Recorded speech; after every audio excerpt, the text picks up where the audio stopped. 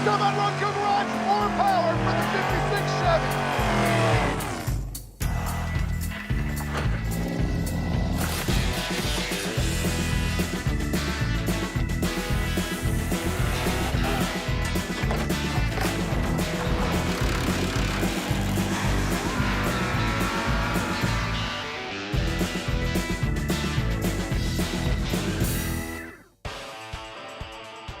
The garbage we're working on here is the field car, my 56 Chevy that was completely created right here on Roadkill Garage. Years ago, I bought this thing as nothing but a body. It was on a really clapped out chassis, but then the Hot Rod Garage show on MotorTrend had a really clapped out body on top of a nice brand new chassis. I was able to swindle them, and we ended up doing an episode of Roadkill Garage where Steve and I swapped the chassis and the bodies so that we've got my nice rust-free body on top of their nice restored chassis.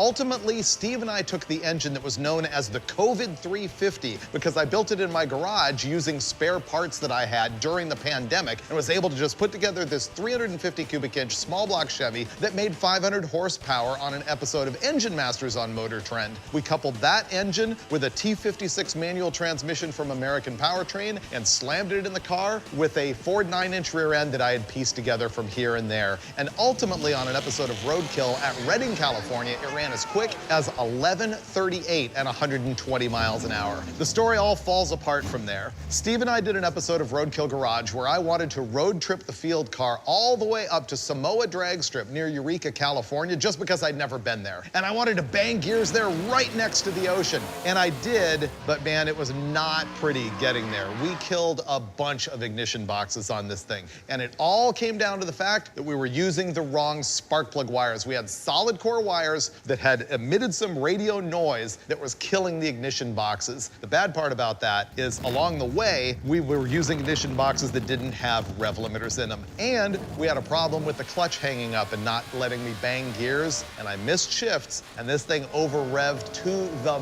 moon with no rev limiter. Valves kissed pistons, and unfortunately, that COVID 350 is junk. It's got like 4 holes with only 60 PSI of cranking compression. It's got 150 in the other holes. So our goal on this episode is to get the engine out, fix whatever's wrong, hop it up a little bit, get it back in the car, and hopefully this thing will run 10s naturally aspirated at the drag strip with just a 350 small block Chevy.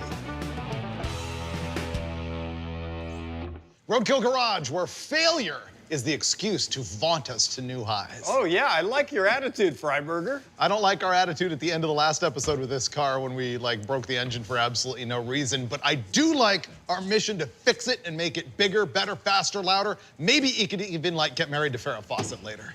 Can we? Do you understand the reference? Because no one else did. Yeah, it's the Bionic Man, the $6 million man. Yeah, and I mean, he fell out of a plane on TV and they replaced half his body and then he scored Farrah. Wow. I mean, if I can blow up a 350 small block Chevy and fix it and be faster, it's virtually the same thing. Yes. Ooh, maybe we could get you a red swimsuit. No. Sorry. The first thing we have to do really is see what we've got. Yeah, I think my plan with this engine, which we think has a bunch of valves crashed into pistons, do we troubleshoot it in the car or do we just rip it out completely? It's gonna have to come out. Rip it out? Yes. And what we find will tell the story on what we need to do. Okay. Let the engine removal commence. Okay. I was hoping you were just gonna do it for me. Yeah. Yeah. Yeah. Is this gonna come off? Yes. There we go. Now we're talking. Now up and off. Perfect.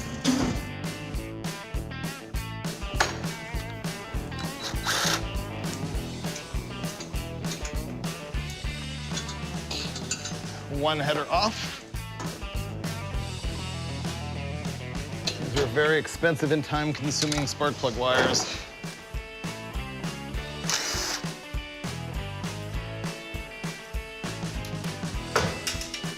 Distributor coming out. Out. Out. There we go. There you go, David. Okay. Now that we have the engine out, we're just gonna throw it on a stand. I want to tear it down and see what kind of damage I inflicted on this pooch. The flywheel looks like brand new. Oh no. Perfect. This gives you an idea how much coolant we typically just dump directly on the ground. Slightly less of a disaster than our usual, just slightly.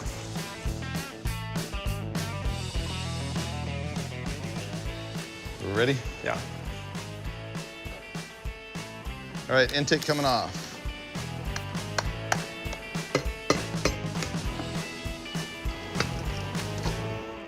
What we're seeing in here is that there's some reversion or black carbon goop in a couple of these intake ports. And obviously that's because the intake valve is bent, and so the exhaust is finding its way back up into the intake manifold. I don't see any death here in the lifter valley just yet, though, do you? No.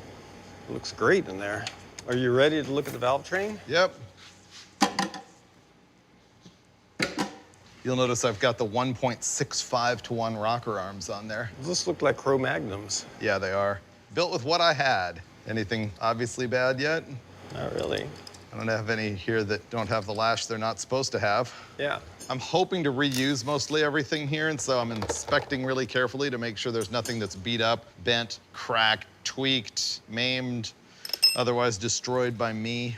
These are way too flimsy a push rod to be using in something like this. Yeah. All right, the cylinder head's coming off. Now we're gonna find out if the valves did in fact hit the pistons as I have been estimating.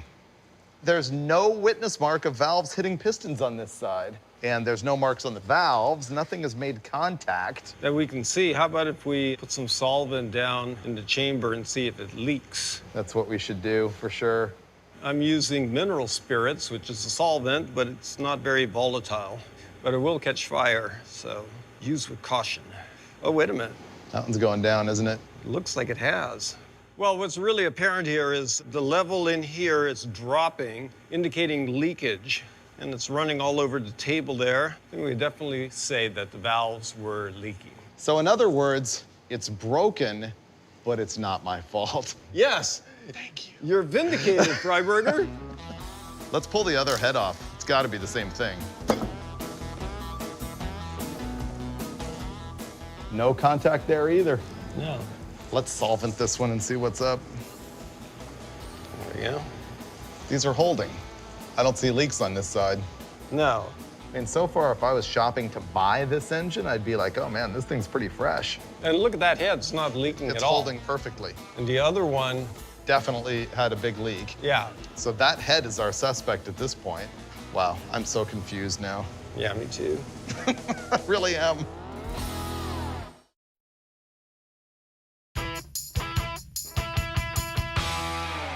Well, you'd think that I would be happy that I didn't find that much wrong with my engine, like no valves crashed into pistons and all that stuff, all the doom and gloom I had predicted. But it leaves me with a problem of wondering, why didn't any oil spill out of there? That's kind of strange. Like, what could be wrong with this bottom end? And so we're gonna start to investigate that because of my concern about what that RPM might have done to the connecting rod bolts and such. We're gonna begin by cutting open the oil filter and seeing if we can find any metal fragments in that. Then we're gonna drain the oil pan, pull the oil pan off, and we'll show you how we're gonna investigate what might be wrong with the rods.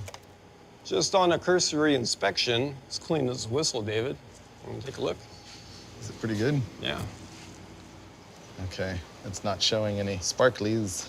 Okay, well, that's a relief. All right, let's take our oil pan off. It's got a Felpro one-piece oil pan seal on it. Actually pretty good and generally reusable. I think I even reused a used gasket. We got no metal on the screen. That's all good. There's a little RTV that I just knocked in. Nothing else objectionable. But we have just a regular garden variety cast crank 2-bolt main block with factory main cap bolts. Those are factory main bolts, but they are ARP rod bolts, and that's very encouraging to me. Well, I mean, We haven't found any faults. right. It's not a really highly reliable combination to begin with. Because it's 2-bolt and cast crank? Yes. I might even argue that we should pop one rod cap off and have a look at a bearing. So what we're gonna do is take a main cap off, probably the center one, and we're gonna see any witness marks from chattering of the main cap moving around on the block.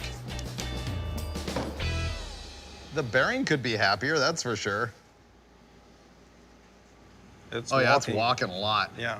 What it'll do is it'll rock back and forth, and then you'll see metal transfer from the cap to the saddle in here. Those spots are pretty distinctive on this. No, that's textbook. And when that cap moves, it causes the type of bearing wear that we're seeing here too. What that is though is more an example of me using this whole assembly sort of in a way it's not really designed for. Right. It's a cast crank, it's a stock bolt, it's a 2-bolt block to Steve's argument, and it doesn't want to see 7,000 RPM over and over and over and over, and it probably even doesn't want to see 500 horsepower over and over and over. No. Yeah.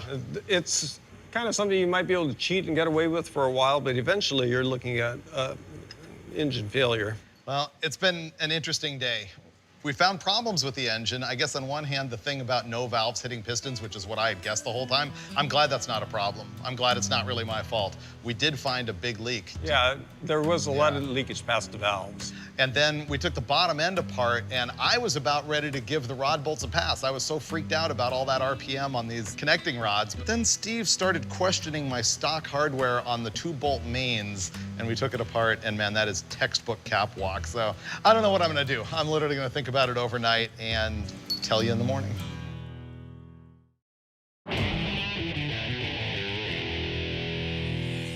We've made a decision about our valiant little 350. It's done as a race motor. I think my goal with this would be to put some different heads on it that reduce the compression ratio, because it's 11-to-1 right now. I'd want it like 10-to-1. Put a small cam in it and just make it a cruiser. I don't think it's dead duck. Oh, no, it's fine. The motor's okay. It's just not a race engine, and you're expecting high RPM, high horsepower, and low ETs. Right. So. And while we wanted to run 10s with a 350 Chevy, I wasn't willing to dump a bunch of money into this to make that happen. I was willing to do this, because this is an engine that's been sitting in my garage since the late 90s. It's the Barney motor, Steve. I know, and you know what? I think I'd like to see it sitting in here a lot more than sitting in your dusty garage. Me too. So for the first time ever, the Barney motor is gonna see drag strip time. It's gonna be in a car. It never has been before. What this is a factory Chevy 400 block. It's got forged crank, 10-to-1 forged pistons. This thing was the prototype for the Bonneville engine that I ran in 2004 to get in the 200-mile-an-hour club. Oh, so it precedes 2004. That's 20 years ago. It is. Yeah. No, I built this with Brule in the late 90s. But this thing has made 1,000 horsepower with boost. It's got a 263, 268 solid roller cam, AFR 227s, and in our most recent Engine Masters that we used it on, it made 570 horsepower at 6,600, and I think like 520 pound-feet. I think that Dominator might be a little overkill at that power level, though. Now, I want to put on the Porter Wilson intake and carb that was on this, so we're going to make some changes to this engine and ultimately throw it in here, but unfortunately, before we do that, I need to make some new brake lines that got gacked. And then we'll be throwing a Barney motor in the field car.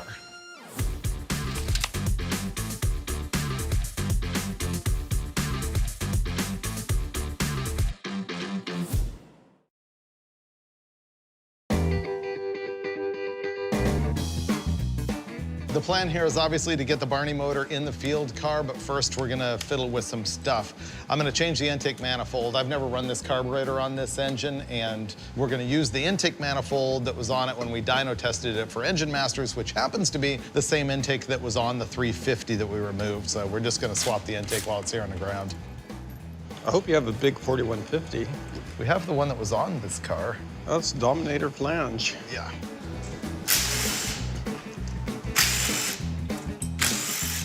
Wow, this thing has the big old corks at the end. This does not fit good.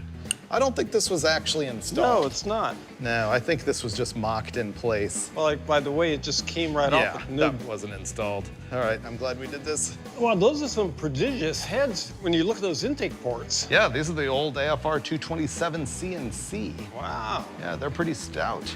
You may ask yourself, why is this engine purple? Makes you think of, I love you, you love me. That's all I know. There was a time in the early 2000s where I was building so many motors, I was sick to death of painting them factory colors. It was either Chevy orange or Hemi orange. I had one that was white, and then I had one that was yellow, and then I had this purple one, and this one's still here. Those intake manifold gaskets look good to me. How about you? They look pretty good to me, too. Let's just clean this up and slap another one on there. I'm gonna install this Super Victor intake manifold that has been extensively ported by Wilson Manifolds. Actually, I say extensively, it's their off-the-shelf port job. It's not a custom job, but when we dyno tested on this engine, it actually improved power a lot over an unported one, so that's what we're gonna use.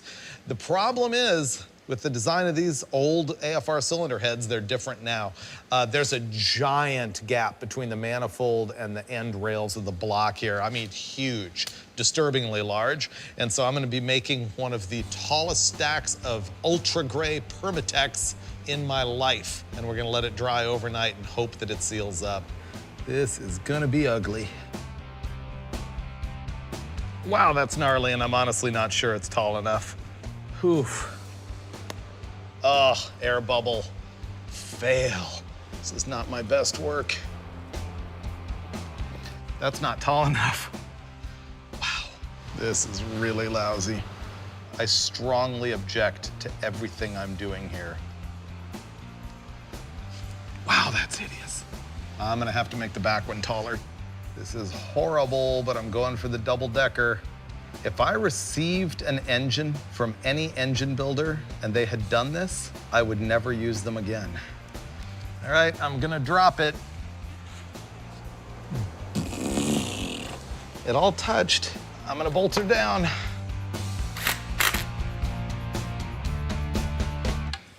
I think I'm happy I did my double decker. We're gonna install the same flywheel and clutch that I had on the 350. Every time I take this thing apart, which seems like a lot, I mentioned to you that this has an aluminum flywheel because often they'll be billet steel. And because it's lightweight, sometimes it can be tricky to launch and drive, but with this bigger displacement engine with more torque, it should be no big deal. The other thing I wanted to point out is that the 400 cubic inch small block Chevy that this is based on is the only factory small block that came externally balanced. This one has been internally balanced, which you can tell because there's no weight on the damper, and it also means I can use a neutral balance flywheel. I will torque this. I'm just running them down.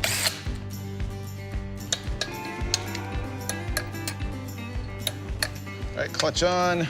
We have to use the type of disc centering device that's tapered instead of splined.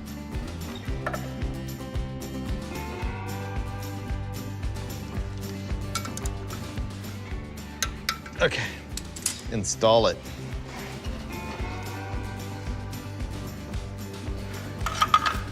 Let me pull off the engine feet, we'll install the motor mounts.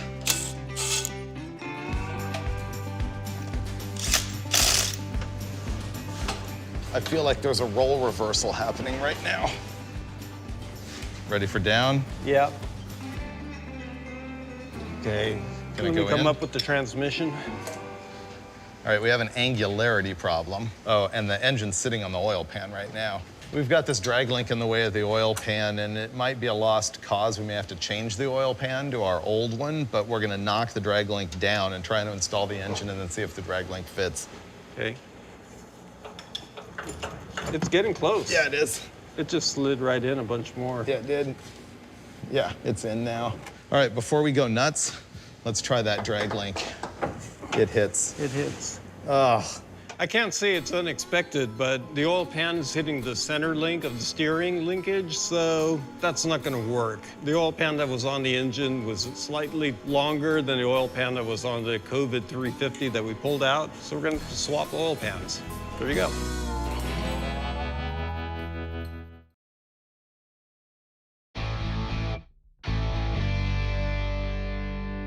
Here's a tech tip, never use oil pan studs. It's gonna make it a big pain to get it back off. And then if you have to clean any gasket sealant off, it's even worse. This is a pretty nice oil pan. It is. Okay, I think this is gonna drop right off now. Your side's already gapped. Yeah. Oh, dude, we might be saved. Oh, look at that. Oh, that's awesome. That was great. There's oil all over your chucks now, though. Oh. Stunningly, whenever I put this together in the dark ages, I used gasket sealant on the engine side, but not the oil pan side. So it came off clean, which means we're gonna reuse the gasket. This oil pan doesn't clash as much. That's making me feel better. You're just noticing that now? This is not gonna leak.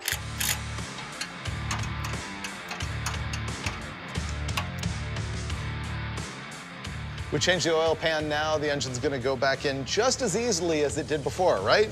Oh, even easier, David. Steer that right in there, Steve. Did it just install itself? Not quite, but... Here, let me just put it in, Steve. Let me just install it. Well, if you want to fry burger it in. I just did. Yeah. That was great.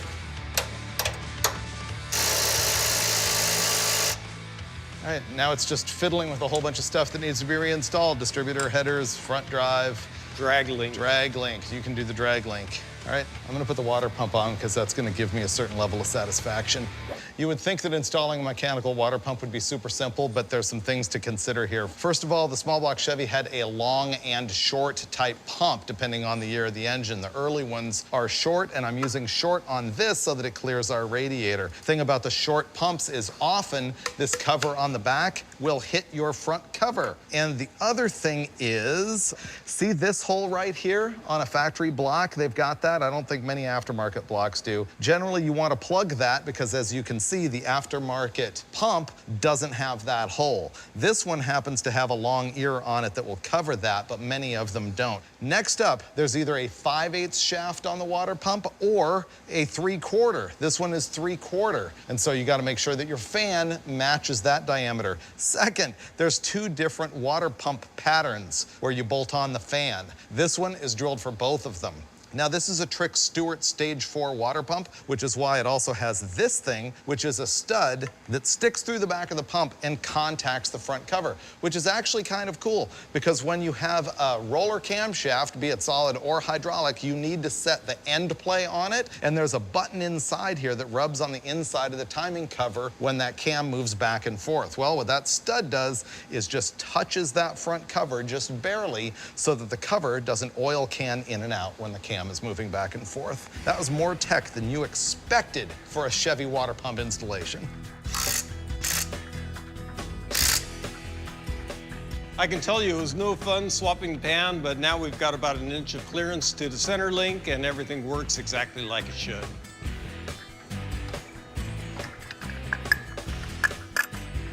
Nailed it.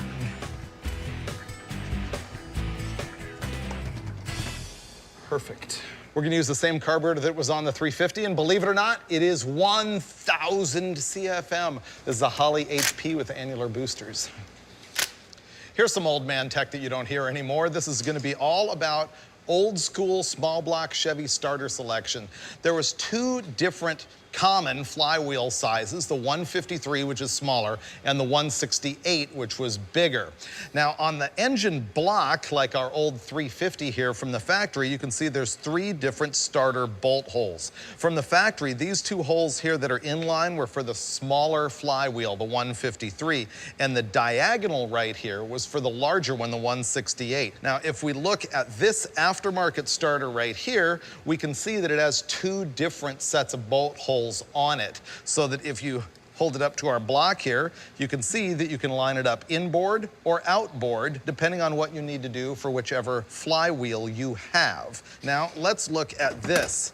This is a diagonal bolt pattern starter, so it would bolt here and here. This is for the large diameter flywheel. Now, the problem that we run into here is that the 400 block that is the Barney motor usually comes from the factory without this hole drilled. And so our concern right now is that we end up having a small flywheel on the back of that thing, but with a block that can only accommodate the large flywheel bolt pattern. I don't think that's the case, but I thought it was something that you should know about. What we did is we went and got a starter from the parts store that is for a 95 Chevy truck with a manual transmission, and it therefore has the larger flywheel and therefore has the crossed bolt pattern. And because our block only has the cross bolt pattern, that's our only hope for it actually working. We just fiddled around with this 95 Chevy starter, and I had to shim it a bunch, but I think it works. We're gonna test it with this 3/4 dead battery, so it's gonna crank real slow, but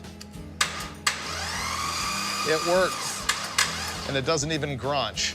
All right, so we're past that dilemma and moving on to the next handful of dilemma.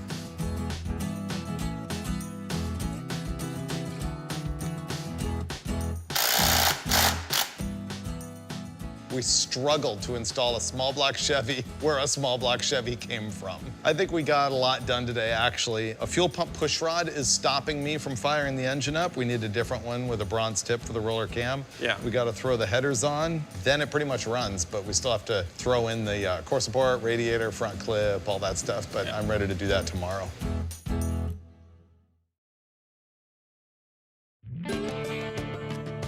I was gonna say that you're all bright-eyed and bushy-haired, but you've got the ponytail going on. Well, it was going in my eyes. I couldn't even see what I was doing. I probably made all kinds of mistakes. Putting this together. See? Yeah, I couldn't see. But What do we need to do? Headers? Yep. I have to wire in a new MSD box. You've got a lot of practice. Yep. Yeah. Oh, it needs oil. Oil, yeah. And on that note, you Valve can't pour covers. oil in this, so it needs valve covers. I don't like our new valve covers. Then drive car. Yep. Let's put the headers on. That'll give us a feeling of accomplishment.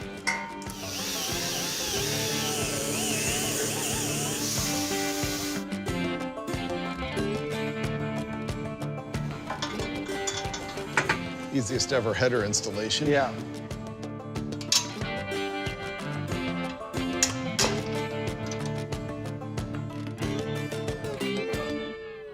I have to change valve covers on this thing because these have no holes in them, no breathers, no nothing, because this engine had a vacuum pump on it.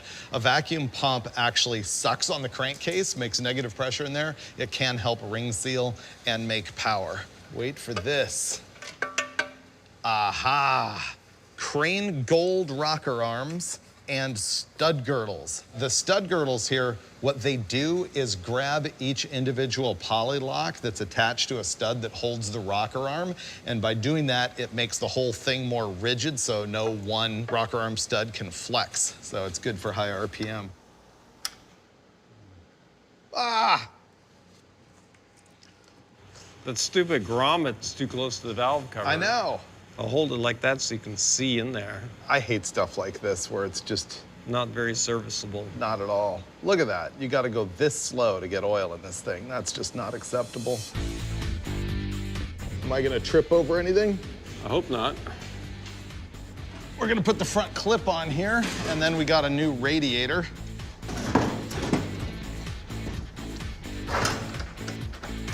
Okay. You may think you're looking at an ordinary piece of 1-inch wide aluminum stock, but what I see here is a throttle spring bracket. What I'm gonna do is drill a couple of holes, bend it in a certain way to mix it into what I want. It's just gonna take away everything that's not a throttle return spring bracket, put it there on the carburetor, and boom, just like that, it's better than anything that you can buy out of a catalog anywhere. I'm pretty happy with the way it turned out.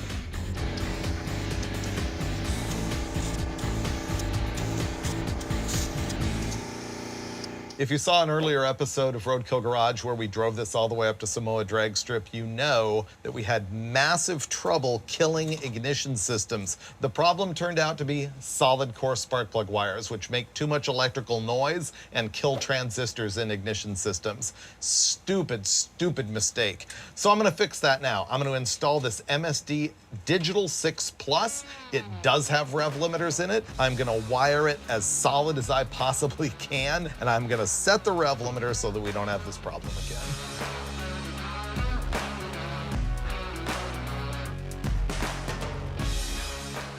Okay, radiator going in, finally. Oh, come on, radiator.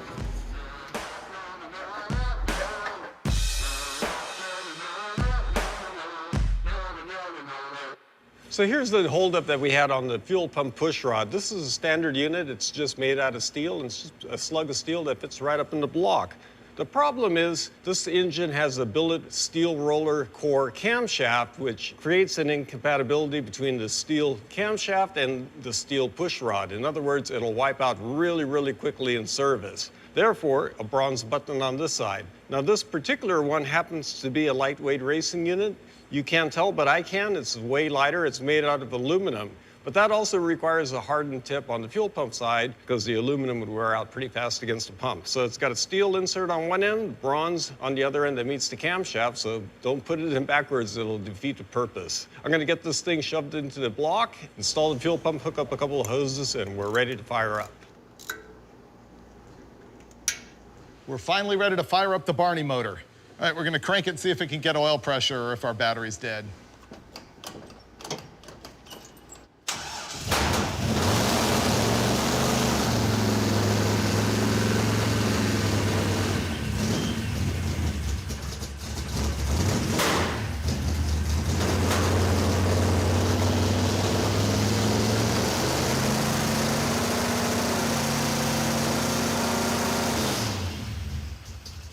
That was a good first fire, snapped right to life. Everything seems so far so good. Did it have oil pressure, Steve? Yeah.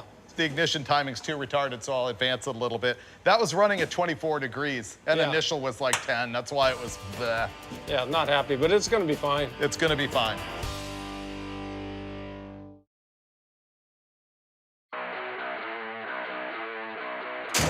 Ready? Yeah. Ignition on. Crank.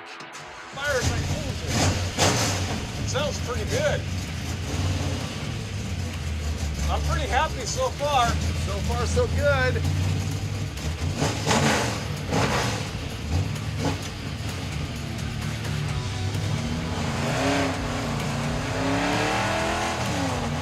Oh, man. Drives like a new car.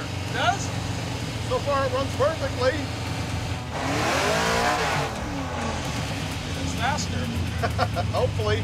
Do the brakes work? Yes. Hope so. Brakes work good.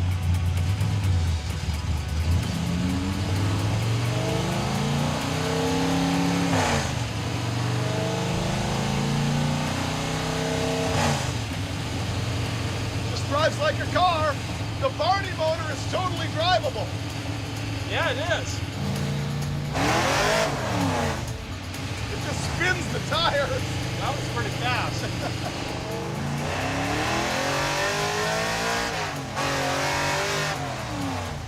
Did it spin it in second? Yeah.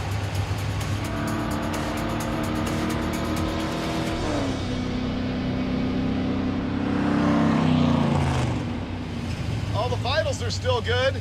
You know, this block is half filled. What that means is that the water jackets are filled with this stuff called hard block. It used to be concrete. It really isn't concrete. It's an epoxy that goes in there and it's filled just to the bottom of the water pump holes, actually a little lower. You know, you put the deck surface flat and you fill it up so that it makes the bottom of the block stronger. And people say that when you do that, the engine will run hotter or that you need an oil cooler with Seems it. fine, though. And we'll find that out. I've never had one in a street car before, so I don't know.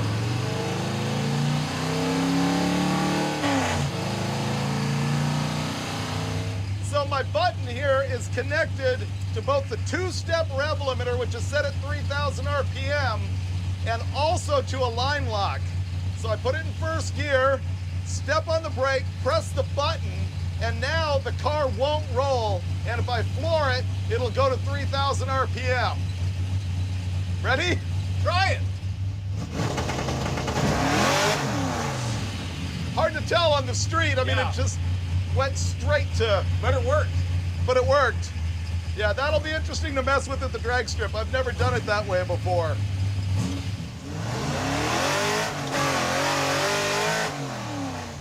I wanted to see if I can bang shift it, but the problem is it's just tire spin. It goes right to 7,000 like instantly. Oh, it did? Yeah. How come it doesn't seem fast?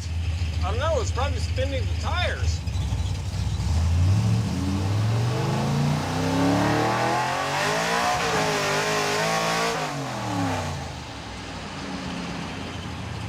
Doesn't seem fast to me. No, it seems about the same. Yeah, Only the time slip will tell you for sure. I know.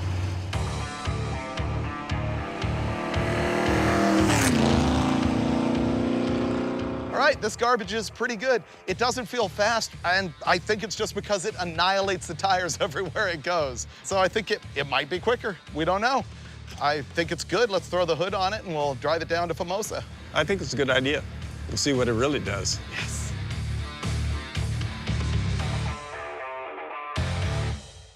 And we made it to Formosa Drag Strip, home of the March meet since 1959. We got the 571 horsepower 406 in the thing now, and our hope is what?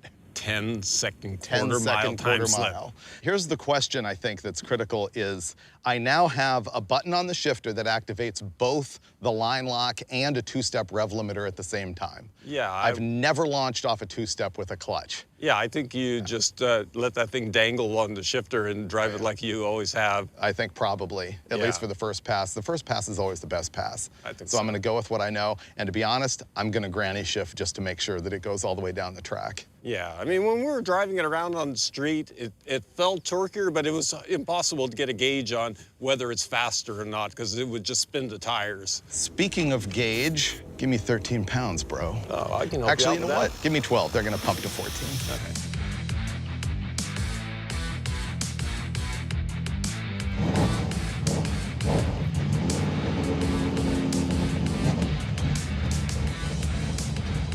Okay, line lock.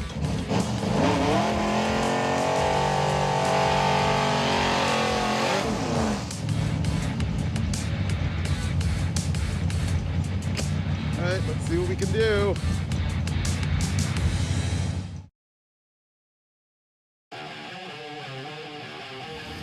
I want to see a good hard launch. Now, if it doesn't launch good, I know what he's going to do. He's just going to back right out of it and start again.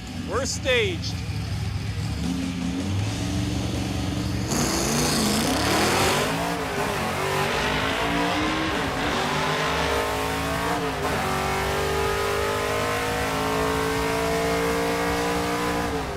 It's not even close. 11:52. I didn't have enough RPM to run a good mile an hour. That was weak. I said yesterday on the street the thing felt slow. Maybe I was right.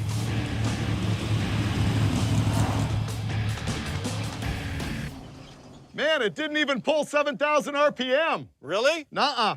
Did it run out of engine at top end? No, that's what I'm saying. It wasn't even at 7,000 through the lights. Oh, really? Well, I know, because it was slow. It ran 1150 at 119. Right. What's the David Freiberger genius plan from here? There isn't one. I can't drive half a second out of that. What do we do? Put 2 degrees of timing in it. That's all I got. Yeah, I know. That's it. Did you bring the timing light? Didn't I hand it to you yesterday? Nope. All right, what's happening here is that the car is slow, but we're going to bump 2 more degrees of timing in it, see if it makes a little more power, and I'm just gonna have to power shift it. While you were doing the timing, Cleet and I were watching the launch video. Yeah. It drives the tire into the ground and hooks, but then it comes back up and spins half a turn and then goes back down. I think that we need more shock stiffness. I know these are single adjustable. I'd put like 4 clicks in them. All right, we'll do. Thanks. Okay, that's 4 clicks put into the shocks. It's going to make them a lot stiffer. Hopefully that's going to improve the launch.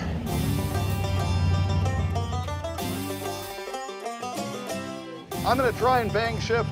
I'm just a little nervous about it because I had missed those shifts and it's bad.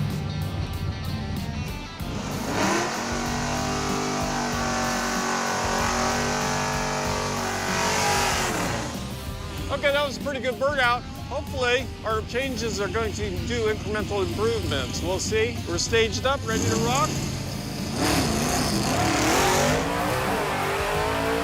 Good shifting. Oh, that's some nice shifting.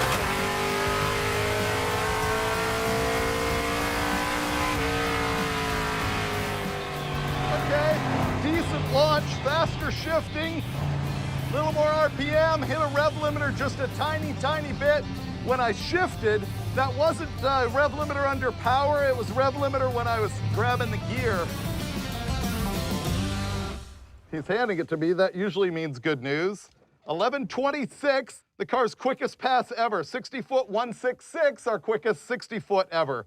Yeah, you shifted it pretty nicely. That was your best shifting performance. Yep. It seemed like it had a little bobble out of the hole, and then it had a couple of sputters on, I think it was a 3-2 shift. Did you hear Well, that? when I bang shifted it, I moved the lever at 7,000, and when I bang shifted it, it just touched the rev limiter. It flashed it, yeah, okay. Right. So that's our best run ever. The mile an hour is the same. So it tells you any ET we're gonna gain is gonna be in my driving. Yeah, I wanna just keep thrashing it. I know. Do you have a strategy in mind? Because I have an idea. Nope, I'm ready for the Dulcich wisdom.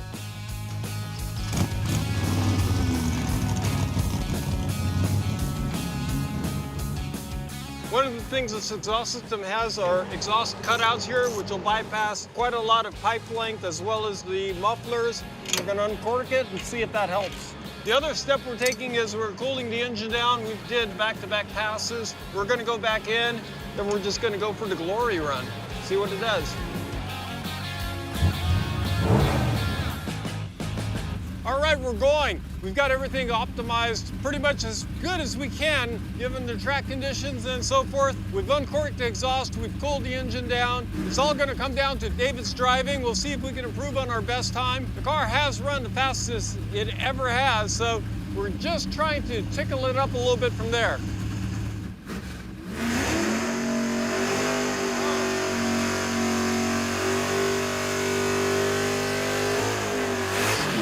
Yeah, that's a good burnout.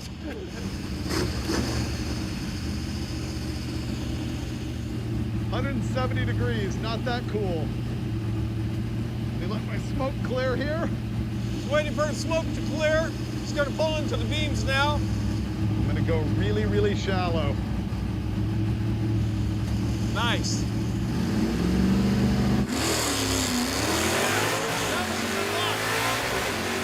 Yeah, those are some good shifts too. Man, he was booking.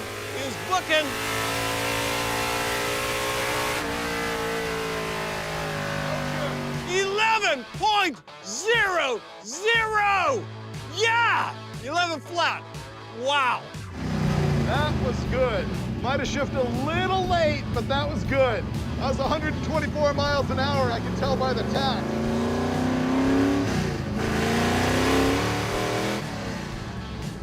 Uh-oh. I'm guessing it ran 11.0. 1.56 out of the hole. 11.00. What? Yeah. You're lying to me. Yeah, 11.00. And it's 123.50. So it slowed down a tiny bit. It was 156? Yeah. I cut a 1/10 off the 60 foot. Yeah, you killed it on that launch. That's because I left at 2,500 and slipped the clutch. You slipped the clutch. 11.00. 11.00. Ah, man, that's pretty awesome, This is the though. story of my life. That's awesome. It's 11 flat. Freiburger. What do you do from here? Why won't it go 1090? Steve, my specialty is leaving goals on the table for another day. Well, you're right there, man. 11 flat, 11.00. And it went 124 miles an hour. I mean, obviously it's got the power to run 10s. I don't know what happens between here and there that stops that from happening. I'm power shifting the thing as hard as I can. You were shifting really nicely. You left really good. The 60 foot is better than you've ever done by a long, long shot. Yeah. So overall, man, just think about how far we've come with this car from when it was sitting next to my shop for 2 years as a derelict body. And when we took it to Arizona and raced it at the street drags with a 265 and a 3-speed, it was a turd. But then the 350 was no slouch. I mean, it went ultimately 11.38 at Reading, and now with the new engine, it's on the brink of 10s, but basically, it's an 11.0 car. That just leaves us a goal for another day on Roadkill Garage.